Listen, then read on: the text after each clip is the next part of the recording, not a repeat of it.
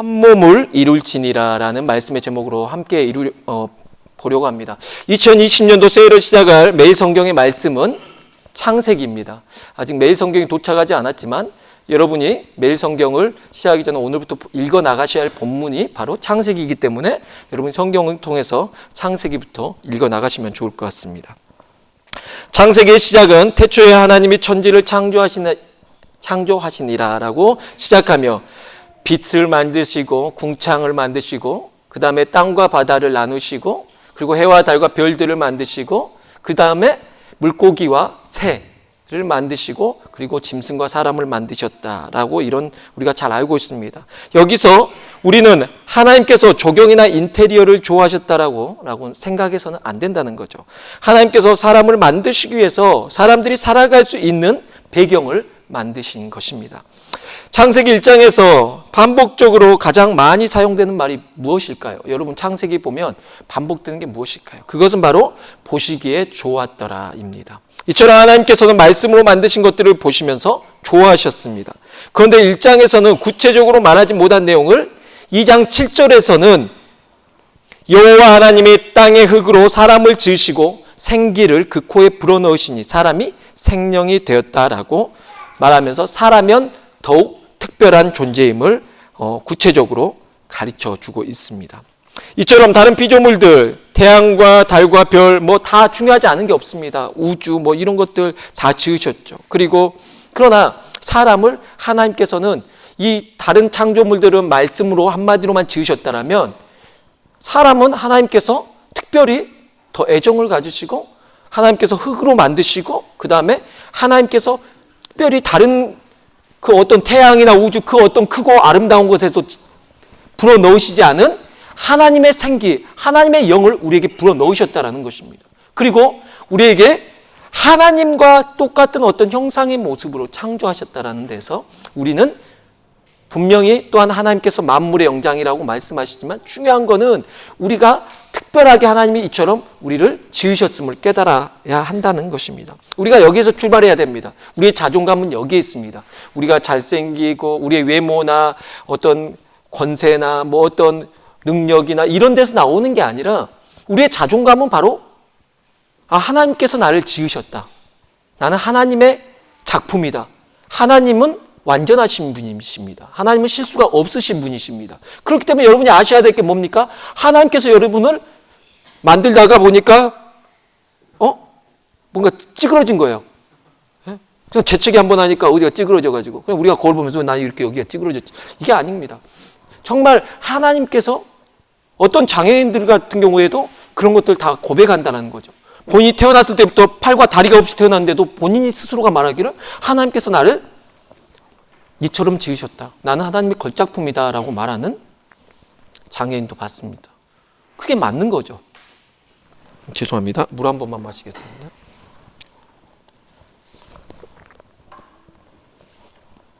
우리가 오늘 본문 말씀을 2장 18절 말씀을 함께 다시 한번 보겠습니다. 다시 한번 다 같이 보시겠는데요. 여호와 하나님이 이르시되 사람이 혼자 사는 것이 좋지 아니하니 내가 그를 위하여 돕는 배필을 지으리라 하시니라. 자, 여러분 여태까지 하나님께서 창세기에서 가장 많이 했던 말이 뭐라고요? 좋았더라. 보시기에 좋았더라. 자, 옆에 분을 보시면서 뭐다? 보시기에 좋았더라. 보시기에 좋았더라. 보시기에 좋았습니다. 근데 단 하나 하나님께서 보시고 여러분 다 좋았다는 내용인데 좋지 아니하더라는 내용이 나오는데 그게 바로 뭡니까? 2장 18절입니다. 그게 무슨 내용입니까? 사람이 혼자 사는 것이 좋지 아니하니. 다 좋아요. 다 좋은데 사람이 혼자 사는 것이 좋지 아니하다라고 기록하고 있습니다. 여러분 구약 성경을 기록한 최초 언어는 히브리어입니다. 여기에서 말하는 사람이 혼자 사는 것이 좋지 아니하니라고 말하는 이 사람은 히브리어에서 하아다마. 그래서 무슨 말이냐면 하는 정관사고요. 그래서 that the man. 그래서 그 남자를 말하는 거예요. 그래서 그런 정확하게 보면 남자가 혼자 있는 것이 좋지 않으니라는 뜻이 맞다라는 것이죠. 1장부터 지속적으로 좋아 보이셨는데 단 하나 남자가 혼자 있는 것이 좋지 않다라는 것입니다. 이 말은 여성분들이 보시고 역시 남자들은 여자가 없이는 안 된다. 역시 여자 과부는 혼자 살 수 있어도 호레비는 혼자서 못 살아간다. 이렇게 볼 수가 있지만 그런 관점은 아니죠. 만약 그 기준으로 보면 남자들은 여자가 없으면 안 되지만 여자들은 남자들이 없으면 안 되는 정도가 아니라 아예 안 생겼을 수 있습니다. 왜냐하면 재료 자체가 남자야 갈빗대에서 취해지기 때문에 그렇게 생각할 수 있죠. 어찌됐든 하나님께서 혼자 있는 것이 안 좋아 보이셨다라는 겁니다. 다 좋은데. 그러니까 우리가 생각할 때 사람이 혼자 살아간다라는 것이 딱히 우리가 긍정적으로만 생각해야 되는 거. 그런다고 해서 혼자 솔로이신 분들을 두고 한 말이 아닙니다. 여러분 잘 아셔야 됩니다. 이건 구분지어야 됩니다.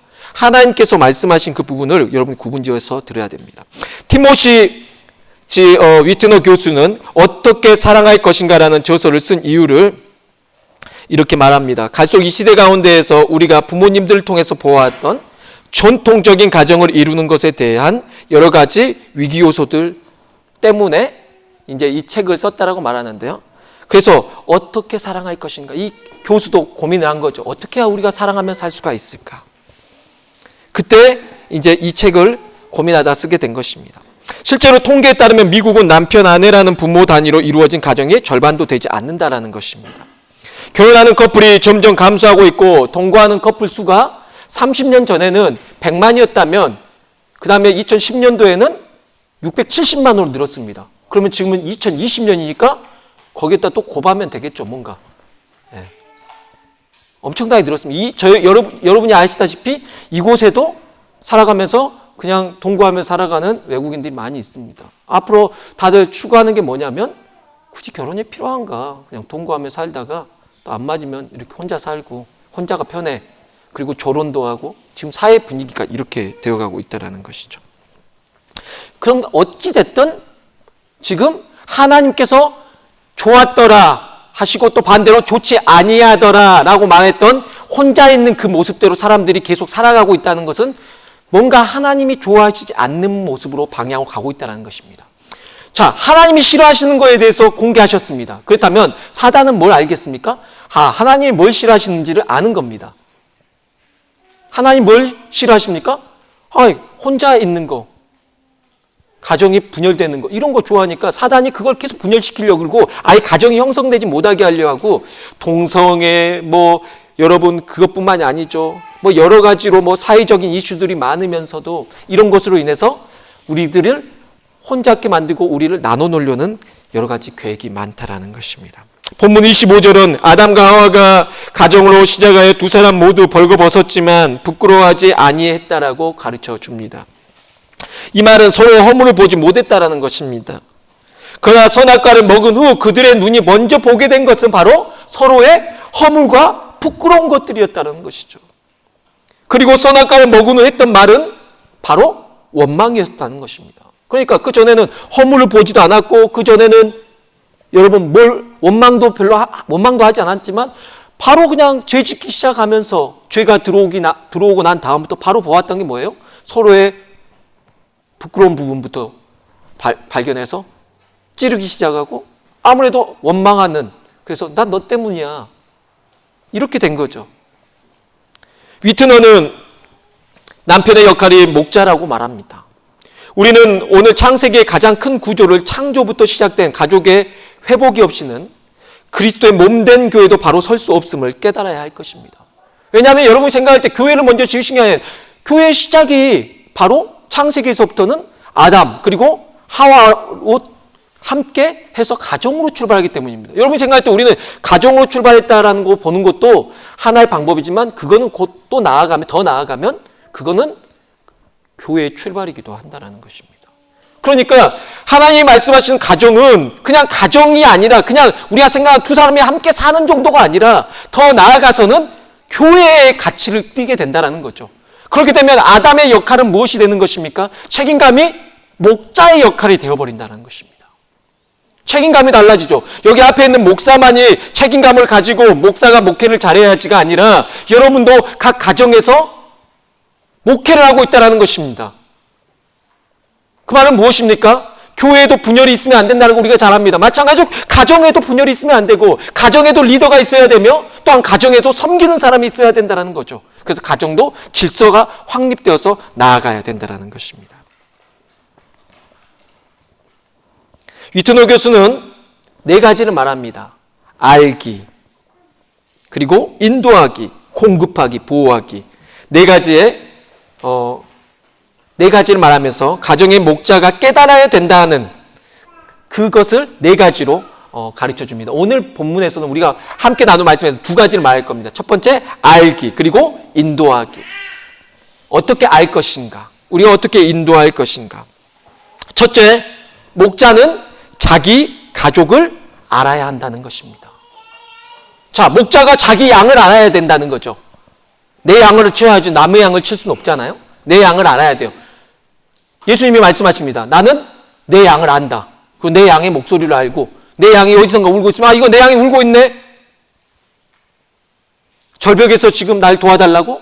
안다는 거죠. 그처럼 목자는 자기 양을 알아야 된다는 거. 상태를 안다는 것은 내 양이 몇 킬로그램이 나가고 지금 털 깎을 때가 됐고 이런 걸 아는 정도가 아니라 그 양이 지금 어떠한 상태에 있는지 늘 살펴보아야 된다는 어떤 중요한 부분이 있습니다. 여러분, 가족을 안다는 것은 가족 구성원들에 대해서 한번 굳혀져 버린 관점으로 보고 아는 것을 말하지 않습니다. 위트너는 목자는 자기 아내를 알아야 한다고 말하면서 아내를 안다는 것은 아내에 대해서 머리로서 아는 것을 말하지 않는다고 합니다. 때론 아내가 남편보다 더 잘하는 것이 있다는 것에 대해서 인정하고 양보하라고 가르쳐 줍니다. 말 그대로 동역자라는 거죠. 동역하라는 거죠. 저는 곧 죽어도 못하는 부분이 있어요. 그 사모님이 잘합니다. 그거는 맡깁니다, 저도. 이게 동역이라는 거죠, 여러분. 근데 내가 나보다 더 잘하는 사람이 있는데 불구하고 내가 기억하려는 건 이거는 내 고집과 아집이라는 거죠. 여러분, 동역이라는 게 무엇입니까? 서로 도와주면서 서로가 발전할 수 있도록 돕는 것입니다. 시너지 효과를 내는 것이죠.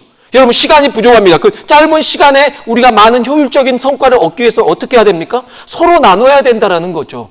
어떤 것을요? 잘하는 것을 서로 밀어주고, 그리고 내가 잘하는 것은 또 내가 빼고 네가 해, 그게 아니라 내가 잘하는 건 내가 하고 저쪽이 잘하는 것은 지원해주고 같이 동역하라는 것입니다. 이게 되게 중요한 부분입니다. 바울은 남편과 아내의 관계를 오늘 본문 24절을 인용하여서 에베소서 5장 31절 32절에서 이렇게 적용하여 가르쳐줍니다. 그러므로 사람이 부모를 떠나 그의 아내와 합하여 그 둘이 오늘 성경 몸이라고 한 육체가 될지니 이 비밀이 크도다. 작은 게 아니라 이 비밀이 크다는 거예요. 나는 그리스도의 교회에 대하여 말하노라. 남편과 아내에 대해서만 말하는 게 아니라 이거는 교회 관점이라는 거죠. 이를 크게 만들어가고 있습니다. 그 이유가 뭡니까? 작게만 생각하지 말라는 거예요. 이건 교회라는 겁니다. 그러니까 무슨 말입니까? 가정이 무너지면 교회가 무너진다는 것입니다. 여러분, 교회에서는 은혜 받고 돌아와서 가정에서는 아무렇게나 사입주라고 많이 가르친다면 그건 교회가 쓰지 못하는 것입니다. 2020년도에 우리 베니스 교회가 부흥하기를 바라고 우리가 정말 건강한 교회가 되기 위해서는 우리가 힘써야 되고 남편들이 힘써야 될 부분이 무엇이냐면 가정 목자, 내가 목자로서 내가 내 가정을 목회를 잘해야 된다. 그리고 아내들은 내가 또한 함께 동역자로서 잘 도와서 이 가정의 목회가 잘 될 수 있도록. 그래서 우리는 기도를 끊임없이 하지 않습니까? 우리 교회가 부흥하게 없어서 부흥하게 없어서. 그러나 우리는 우리의 가정을 부흥을 위해서 얼마나 기도했냐는 거죠. 창세기 2장 24절 말씀을 그저 남녀 관계로만 해석하면 안 된다라는 것입니다. 그러면서 이어진 33절에서 남편에게만 지어질 수 있는 책임감이 아니란 것을 또한 가르쳐 줍니다. 그러나 너희도 각각 자기 아내 사랑하기를 자신같이 하고 아내도 자기 남편을 존경하라. 그리스도가 없는 교회가 바로 세워질 수 없고 교회가 없다면 그리스도께서 세우신 몸이 무너지는 것이기 때문에 서로 떨어져서는 안 되는 존재임을 알아야 한다는 것입니다. 교회가 그리스도를 따르도록 부름받은 것처럼 아내는 남편의 사랑의 리더십을 따르도록 부름받았다는 것입니다. 아담과 하와의 타락으로 결혼이 외로움의 문제를 해결해 주기 위해서 세워졌습니다. 남편과 아내는 함께 살면서도 고립감과 소외감을 느낍니다. 남편과 아내가 서로 자신보다 잘하는 것에 양보하고 자신이 잘하는 것은 도와주며 통역해야 하는데 오히려 역효과를 일으키게 된다는 것입니다. 위트너는 아내를 알아가기 위한 구체적인 제안을 합니다. 단둘이 있을 때 스마트폰을 하지 말고 대화의 창을 열라고 합니다. 일주일에 한 번은 단둘이서 외식을 하거나 산책을 하고 매년 한 번씩 여행을 하면 좋고 기념일을 챙기라고 말합니다. 이 모든 것에 있어 목자 리더인 남편이 우선권을 확보하고 계획을 짜서 솔선수범하라고 가르쳐줍니다. 또한 아내를 알기 위해서 아내와 동료애를 가져야 한다고 합니다. 얘들을 키우는 목적으로 살다가 얘들이 다 크고 나면 오늘날에는 결혼을 하는 경우가 많습니다. 그 이유는 더 이상 함께 있을 이유가 없어진 거죠. 얘들이 다 커서 나갔는데 여태까지 애들 때문에 참고 살았는데 애들이 나갔으니 이제는 내 목적을 달성했으니 같이 있을 필요가 없잖아요. 그러니까 각자 따로 살게 되는 것입니다. 동역자가 아니었던 거죠. 부부라는 것으로 살았지만 동역자로서 살지를 못한 것입니다. 그렇기에 우리는 그날을 준비하기 위해서라도 서로가 함께 할 수 있는 취미나 사역, 서로 지식을 성장시키는 것 등을 함께 공유하라는 것입니다. 서로 성장시켜 나가라는 거죠. 나만 혼자 성장하고 나만 먹는 게 아니라 내가 맛있는 걸 먹을 때 옆 사람도 챙겨주는 것처럼 나만의 성장이 아니라 오늘날 참 좋은 부분이 있어요. 아내들도 성장할 수 있도록 도와주라는 거예요. 아내들이 뭔가를 배우고 싶다 그러면은 그것도 지원해주고, 아내들이 좀 공부하고 싶다 하면 그것도 지원해주고, 아내들이 나 공부하기 힘들어 머리 아프다 하면 쉬게도 해주고, 그냥 그 무조건 또 하기 싫은 거 막 억지로 시켜서도 안 되는 거. 통역하라는 것입니다. 또한 아내를 알기 위해서는 양질의 대화를 하라고 가르쳐 줍니다. 양질의 대화는 진실과 신뢰가 기반이 된 대화입니다. 또 말로 아내를 세우기 위해 헌신하라고 가르쳐 줍니다. 바울은 나쁜 말은 입 밖에 내지 말고 덕을 세우는 데 필요한 말이 있으면 적절한 때에 해야 된다. 그래서 듣는 사람에게 은혜가 되게 하라라고 에베소서 4장 29절에서 말합니다. 특히 때때로 아내의 외모를 아무 생각 없이 지적하면 안 된다고 가르쳐 줍니다. 그래서 그냥 오늘 얼굴이 막 이러면 안 된다는 거죠. 오늘 막 이렇게 오늘 이런 거 정말 하면 안 된다고 가르쳐 줍니다. 이런 말이 있습니다. 잘 알면 무례해지기 쉽다. 성경은 뭐라고 말합니까? 고린도전서에서 사랑은 무례히 행치 않는다고 말합니다. 근데 무례히 행하게 된다는 거죠.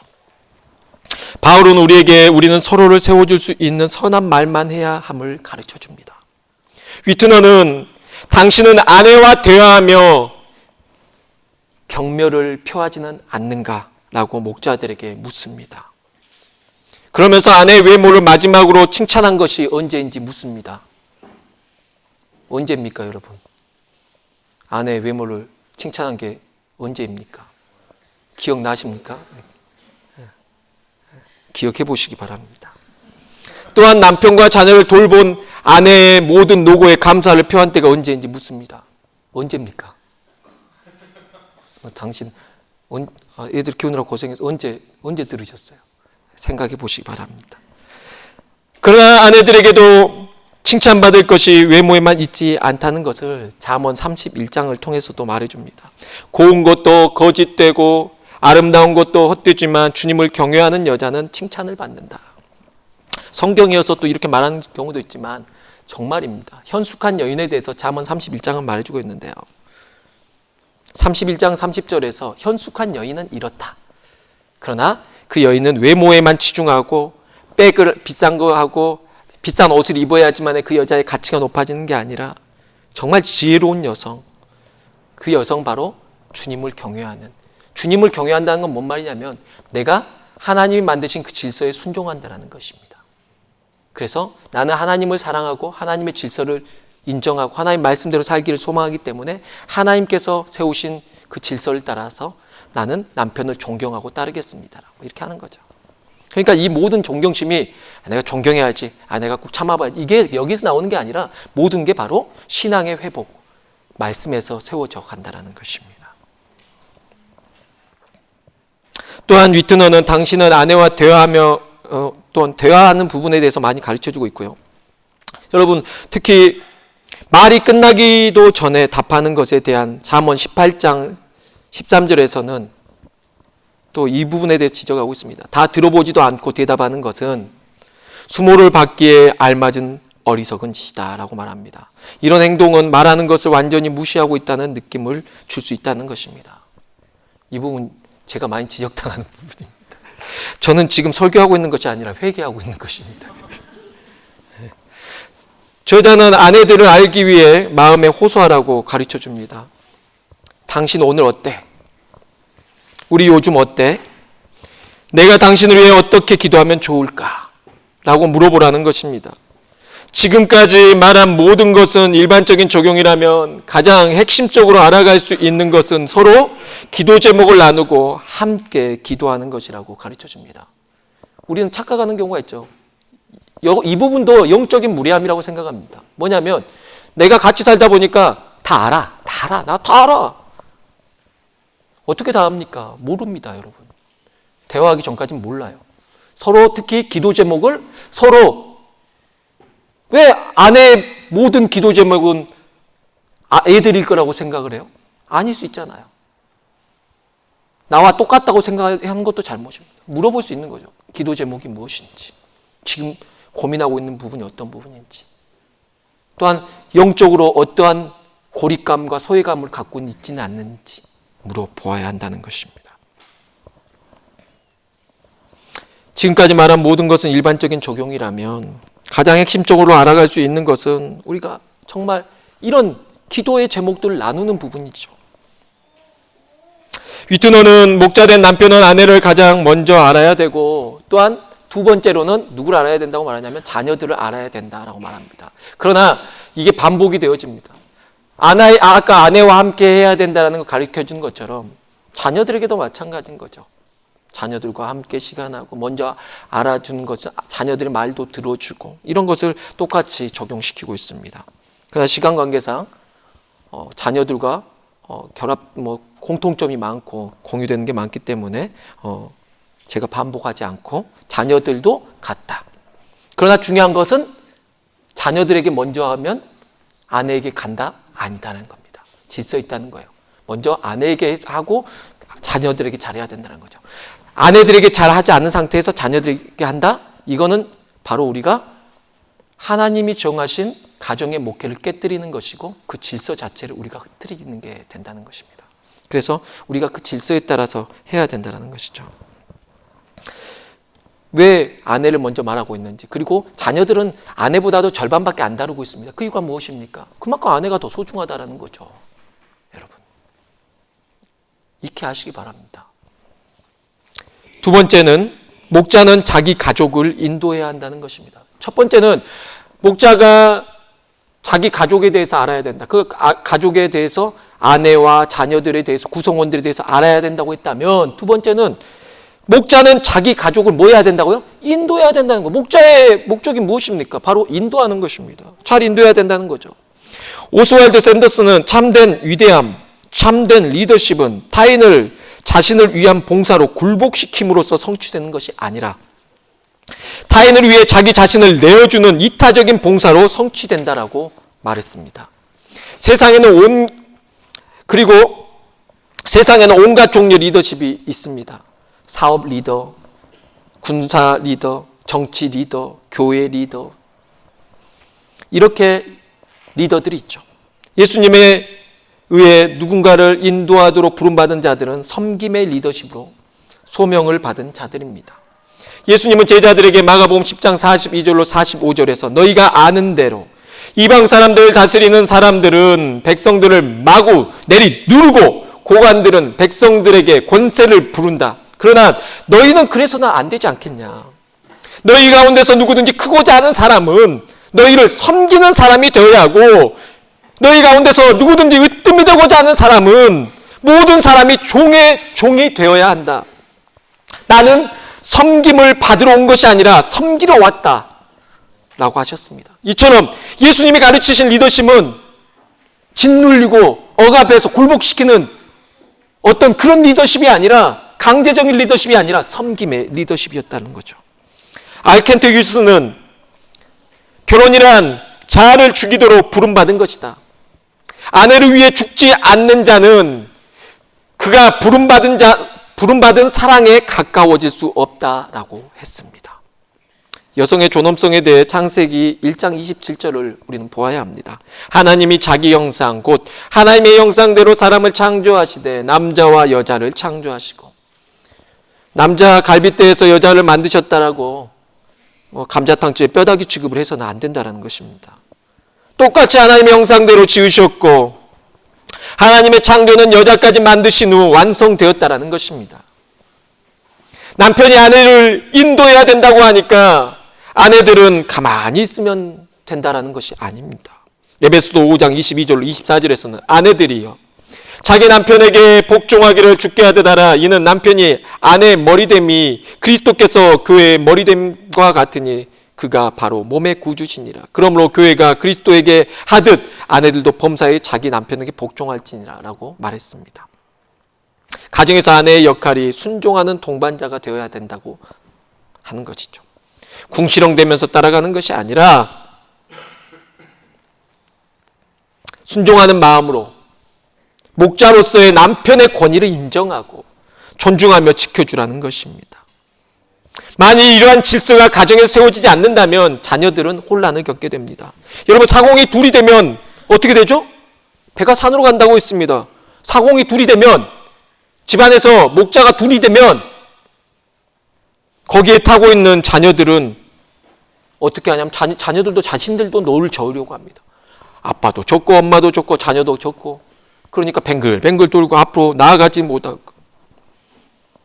어느 방향으로 나아가지 못하고 제자리에서만 맴돌다가 서로 지치게 되어지고, 그리고 그 배를 포기하게 된다는 것, 그 가정을 포기하게 되지 않겠습니까? 그리고 어떤 마음이 들까요? 우리의 뛰어들고 싶은 심정이 생기지 않겠습니까? 위트너 교수는 순종에 대한 의무는 모든 여성이 모든 남성에게 순종하라는 뜻이 아님을 말하며, 결혼한 여성은 본인의 결정에 따라 순종하는 것이 마땅하다라는 것입니다. 여러분, 그러니까 모든 여자가 남자들에게 복종해야 된다 그래가지고 그냥 자기 아내도 아닌 여자한테 가가지고 성경에 하나님께서 어디 여자가 남자한테 복종을, 자기 집 여자한테만, 너미 여자한테는 마시고 자기 집 여자한테만 그래야 돼요. 큰일 납니다. 그리고 아내 되신 분들은 다른 남자들을 다 순종해가지고 그냥 길 가는 모든 남자에게 복종하면 안 되고 자기 남편에게만. 그래서 분명히 해야 된다는 거죠. 편들어야 되죠. 이럴 때 남편이 많이 그럴 일이 없겠지만 우리 교인분들은 남편분이 많이 혹여나 뭔가 분쟁에 빠져 싸움이 생길 경우에는 남의 남편 편을 들 필요는 없습니다. 분명히 아셔야 됩니다. 어떤 편인지. 내가 주적 개념을 상실해서는 안 돼요. 그래서 탁 알아야 된다는 거죠. 그래서 어떠한 것을 가르쳐 준다는 것입니까? 질서를 말해주는 것이죠. 여러분,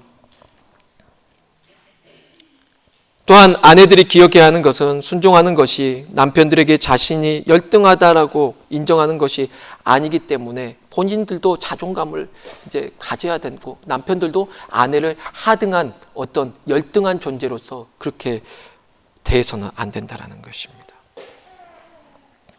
자신의 남편에게 순종하지 않는 여성이 그리스도께 순종한다라는 것에 대해서 성경은 질서적이지 않다.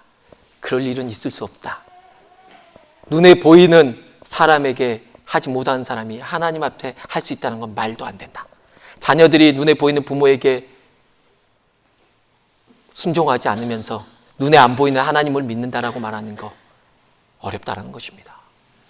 집회 가운데서 한 번은 다들 아버지하고 부르니까 다 아버지하고 기도하는데 한 애가 아버지라고 못 부르는 거예요. 왜 그러냐 그랬더니 아버지가 없었거든요. 아버지가, 또한 한 애는 아버지한테 맞고만 살아가지고 아버지라는 그 부르기가 싫고 아버지에 대해 되게 안 좋은 생각이 있다는 겁니다. 힘든 부분인 거죠. 그럼 목자로서 남편들은 가족들을 어떻게 인도해야 할까요? 바로 사랑으로 인도하라는 것입니다. 에베소 5장 25절은 남편 된 여러분, 아내를 사랑하기를 그리스도께서 교회를 사랑하셔서 교회를 위해 자신을 내어주신 같이 하십시오 라고 가르쳐줍니다. 우리는 예수님께서 교회를 어떻게 사랑하셨는지를 알아야 된다는 것입니다. 어떻게 사랑하셨습니까? 바로 교회를 세우기 위해 자기 몸을 내어주신 것처럼 이러한 사랑으로 사랑하라는 것입니다. 우리가 이러한 사랑을 못하고 있음을 잘 알고 있습니다. 우리가 그리스도의 사랑을 실천하고 있다면 우리는 완벽한 가정을 이룰 테니까요. 결론입니다. 리처드 백스터는 가정의 개혁을 이루기 전에는 다른 어떤 곳의 개혁도 생각하지 말라라고 하였습니다. 리처드 백스터는 가정의 리폼을 말하는 것이기보다 가정의 회복을 의미한다는 것이라 생각됩니다. 이는 가정이 출발했던 시점을 생각해야 된다는 것입니다. 이러한 설교가 정말 제일 어렵습니다. 그 이유는 꼭 그 표적 수사하듯이 표적 설교를 하는 거 아닌가 오해받을 수 있고 설교하는 저조차 자유로울 수 없는 문제이기 때문입니다. 성경적인 내용이고 창세기에서 벗어나지 않는 제가 내용을 전하고 있지만 오해받을 수 있기 때문이죠. 왜냐하면 우리가 이 문제로부터 자유로울 수 없기 때문입니다. 스티브 브라운 목사는 청중에게 이렇게 말했습니다. 여러분이 저를 저만큼 안다면 결코 이 설교를 듣지 않을 것입니다. 또한 제가 여러분만큼 여러분을 안다면 저도 딱히 여러분에게 설교하고 싶지 않겠죠. 그러나 놀랍게도 주님은 당신의 모든 것을 아시지만 그래도 여전히 당신을 사랑하십니다. 만일 제가 뭐 어떤 부족한 부분들 여러분이 저에 대해 다 알게 되면 여러분은 이 자리에 안 있을 거라는 거죠. 저도 여러분의 그 가정에 있는 속속에 여러분의 그 어떤 모든 것들 제가 알게 된다면 저도 설교하기 힘들 거라는 겁니다. 그러나 하나님은 우리의 모든 것을 알고 계시면서도 이렇게 부족하고 죄 많은 우리가 나와서 지금 예배드린 이 예배를 하나님은 받으시고 계시다는 거죠. 그 이유가 뭐라고요? 우리를 사랑하시기 때문에 우리를 용납하신다는 것입니다. 이러한 마음을 가지라는 것이죠.